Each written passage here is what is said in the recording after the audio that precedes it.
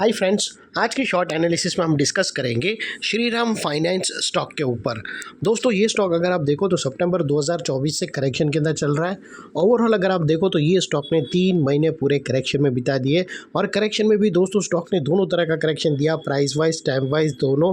पहले स्टॉक ने price wise correction दिया जहाँ पर ये स्टॉक काफ़ी हद तक डाउन साइड करेक्ट हुआ, फिर स्टॉक ने टाइम वाइज करेक्शन के अंदर एक साइडवे कंसोलिडेशन करी, एक स्ट्रॉन्ग बेस बना और अल्टीमेटली इसको ब्रेकआउट किया है। और दोस्तों ये स्टॉक को अगर आप देखो तो यहाँ पर मल्टीपल पॉजिटिव फैक्टर्स एक साथ ब्रेकआउट हुए हैं, जिसके तहत ये स्टॉक करंट लेवल से अपसाइड में 15% 15% अपसाइड रनअप के लिए रेडी है। लेकिन दोस्तों यहाँ पर कोई भी हमारी बाय सेल होल्ड रिकमेंडेशन नहीं है, ये प्योरली एजुकेशन पर्पज से मैं अपना पॉइंट ऑफ व्यू आप लोगों के सामने शेयर कर रहा हूँ। कोई भी पोजीशन लेने से पहले अपने फाइनेंशियल एडवाइज़र को ज़रूर कंसल्ट कर लेना। दोस्तों आप लोग देख सकते हो कि ये वो टॉप था जहाँ से करेक्शन स्टार्ट हुआ और यहाँ से कुछ इस तरह से downward sloping parallel channel stock के अंदर बनी और जब तक स्टॉक ये डाउनवर्ड स्लोपिंग पैरेलल चैनल में था स्टॉक प्राइस वाइज करेक्शन के अंदर एंगेज रहा और यहाँ पर back to back lower lows hit हुए।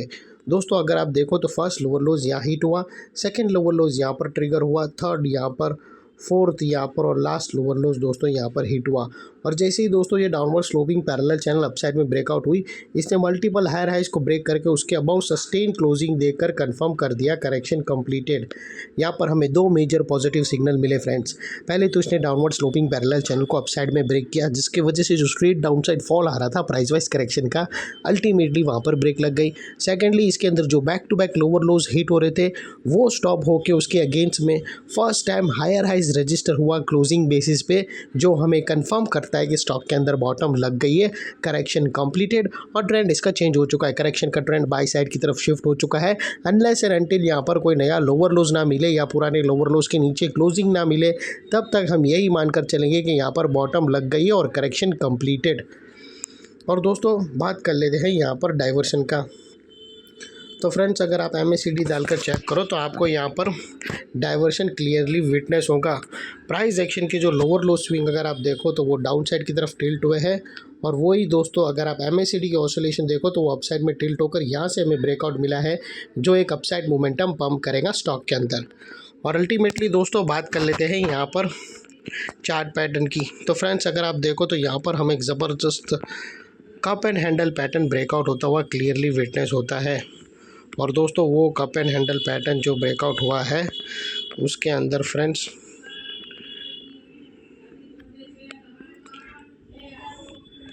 यहाँ पर अगर आप देखो तो कप एंड हैंडल पैटर्न जो ब्रेकआउट हुआ है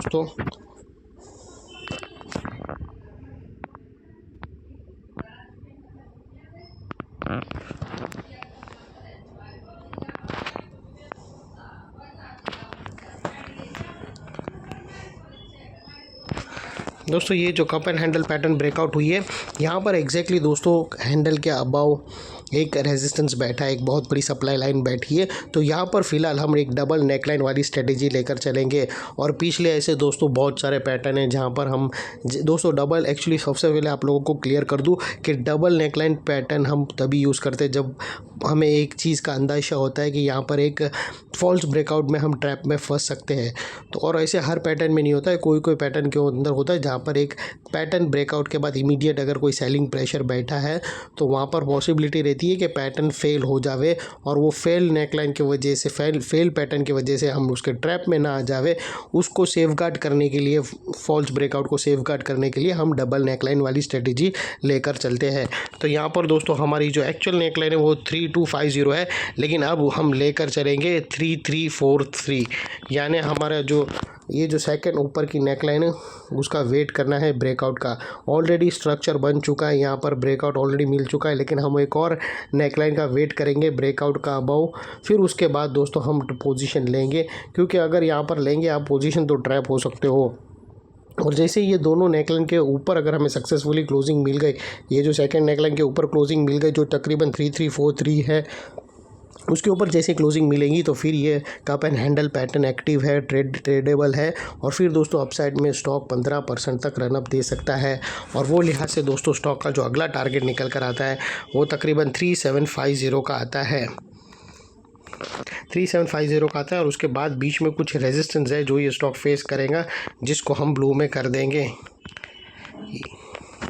तो दोस्तों सीधा जाके नेक्स्ट ट्रेडिंग सेशन में पोजीशन ओपन मत कर लेना। नो डाउट स्टॉक बहुत ज़बरदस्त है और इसके भी अंदर दोस्तों प्रीवियसली हमने बहुत सारे ट्रिपल धमाका तक कंप्लीट करे हैं और डाउन साइड में फॉल आकर इसमें भी रेड अलर्ट एनालिसिस दी थी हमारी चैनल पे। और अभी करेक्शन सब कुछ होने के बाद फिर से स्टॉक रेडी है अपसाइड के लिए, लेकिन दोस्तों हमें वेट करना है नेकलाइन के डबल नेकलाइन ब्रेकआउट का, उसके बाद ही दोस्तों ट्रेड लेना, अदरवाइज़ आप फंस सकते हो। और फाइनली दोस्तों जैसे ही दोनों नेकलाइन ब्रेकआउट हो जाएंगी उसके बाद ही हम यहाँ पर स्टॉप लॉस देख सकते हैं। अभी स्टॉप लॉस देंगे तो दोस्तों ब्रेकआउट कैंडल मिली नहीं है। और जनरली दोस्तों आप लोगों को मैंने बहुत सारे प्रीवियस वीडियो में बताया था कि दो ऐसे पैटर्न हैं जिसके स्टॉप लॉस फिक्स्ड होते हैं, एक है हेड एंड शोल्डर पैटर्न और एक है cup and handle pattern. Head and shoulder pattern के अंदर जो शोल्डर है उसके लो के नीचे क्लोजिंग बेसिस पे स्टॉप लॉस रखा जाता है अगर वो शोल्डर नॉर्मल बना हो तो। यहाँ पर भी कप एंड हैंडल में भी वही सिनेरियो है, हैंडल के लो के नीचे क्लोजिंग बेसिस पे आप स्टॉप लॉस रख सकते हो अगर हैंडल ज़्यादा बड़ा ना हो तो। यहाँ पर अगर आप देखो तो हैंडल एकदम ही नॉर्मल है, तो ये जो कप एंड हैंडल है इसके जो हैंडल के लो के नीचे क्लोजिंग बेसिस पे आप स्टॉप लॉस रख सकते हो अपने एडवाइज़र को पूछकर। और उसके बाद दोस्तों और वो कभी जब दोनों नेकलाइन ब्रेकआउट हो जाएंगे उसके बाद।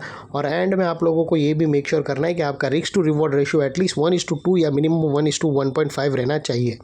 और फाइनली दोस्तों जैसे ही दोनों नेकलाइन ब्रेकआउट हो जाएंगी फिर ये वाला एरिया बहुत ही इंपॉर्टेंट एरिया बनकर खड़ा होगा, क्योंकि दोस्तों हमने ऑलरेडी मल्टीपल पॉजिटिव फैक्टर्स यहाँ पर एक्शन में आते हुए देखे।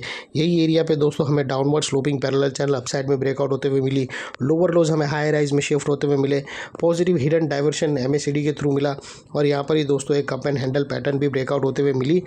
लेकिन दोस्तों हमें वेट है एक और नेकलाइन ब्रेकआउट का, उसके बाद दोस्तों फिर ये एरिया एक स्ट्रॉन्ग सपोर्ट बनकर खड़ा रह सकता है जो अभी तक एक स्ट्रॉन्ग रेजिस्टेंस है। और फिर उसके बाद अगर आपको स्टॉप लॉस रखना हो तो इतने बड़े स्ट्रॉन्ग सपोर्ट के नीचे क्लोजिंग बेसिस पे होना चाहिए ताकि आसानी से तुम्हारा हिट स्टॉप लॉस हिट ना हो।